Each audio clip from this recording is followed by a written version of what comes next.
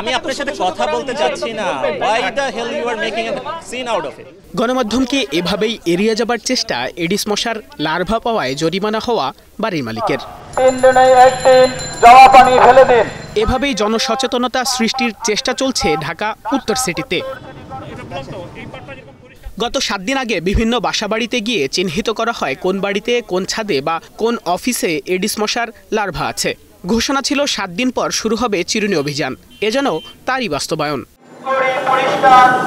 ডেঙ্গুর বিস্তারে অস্বাস্থ্যকর পরিবেশ সৃষ্টির অভিযোগে শনিবার 10টি জনে অভিযান চালিয়েছে ঢাকা উত্তর সিটি কর্পোরেশনের ভ্রাম্যমাণ আদালত। যেখানে সেখানে ছড়িয়ে ছিটিয়ে থাকা এডিস মশার প্রজননস্থল, যেমন চিপসের প্যাকেট, আইসক্রিমের কাপ, ডাবের খোসা, অব্যবহৃত টায়ার, পানির রিজার্ভ ট্যাঙ্কি, খুঁজতে বাদ যায়নি কোনো কিছু।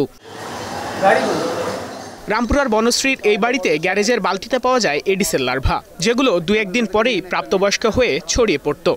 অধিক পরিমাণে পিঁপে পেয়েছি, যা কিছুদিনের মধ্যে, বাস বলা যায় যে 2 থেকে 3 দিনের মধ্যে সব কিছু অ্যাডাল্ট হবে। এই অ্যাডাল্ট পর্যায়ে যখন যাবে তখন মানুষকে বিট করলে সেখানে ডেঙ্গু জ্বর হবে। এই ডেঙ্গু জ্বরের বাহক মশাই এডিস মশা। এই এডিস মশাই এখানে পাওয়া গিয়েছে। এটা এখানে ডেনসিটিটা ছিল বেশি, খুব পরিমাণে, যা এই এলাকার জন্য ওই একটাই যথেষ্ট। তাহলে একটাই যদি যথেষ্ট হয়, তাহলে এই পরিমাণে যে আরও 5টা থাকে, তাহলে এখানে ভয়াবহ রূপ, এটা একটা হটস্পট বলা যায়। ডেঙ্গু বিস্তারে অস্বাস্থ্যকর পরিবেশ সৃষ্টির জন্য তাই জরিমানা করা হয় 50,000 টাকা।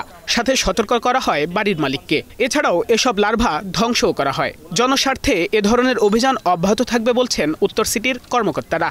বিভিন্ন জায়গা থেকে যে সমস্ত সোর্স আছে আমাদের এই সমস্ত ডেঙ্গুর, সে সমস্ত সোর্সগুলো রিডাকশন করার জন্য কিন্তু আমরা জনগণকে উদ্বুদ্ধ করে এই সমস্ত জিনিস যারা আমাদের জমা দিচ্ছে তাদের কিন্তু আমরা পুরস্কৃত করছি এবং তাদেরকে নগদ আর্থিক টাকা দিয়ে দিচ্ছি। তো আমরা গত 1 সপ্তাহ আমরা একটা প্রচার করলাম। আজকে থেকে আমরা যেটা করছি, অভিযানও আছে, সঙ্গে প্রচারণাও আছে। আবার আমরা জরিমানা, যারা আইন মানছে না, যারা এখন পর্যন্ত সচেতন না, তাদেরকে আমরা আইনের আওতায় নিয়ে আসছি। ডেঙ্গু মশা 2 কিলোমিটার পর্যন্ত ট্রাভেল করতে পারে। এই মশা যদি একজনের বাসায় থাকে, এটা থেকে কিন্তু এই এলাকাটাই ছড়িয়ে যাওয়ার জন্য কিন্তু যথেষ্ট একটা মহামারী আকার হয়ে যেতে পারে এই এলাকায়। তো এই জন্যই যে মানুষজনকে সচেতন করা, তো এটাই আমাদের উদ্দেশ্য ছিল আজকে।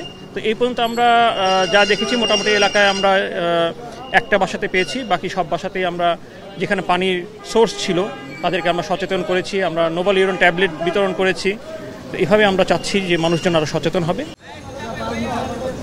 প্রতিদিন সকাল 6টা থেকে 10টা পর্যন্ত নগরের কোনো বাসাবাড়ি, অফিস, আদালতে এডিস মশার লার্ভা পেলে নেওয়া হবে আইনি ব্যবস্থা। বাইজিদ সাদ, এখন, ঢাকা।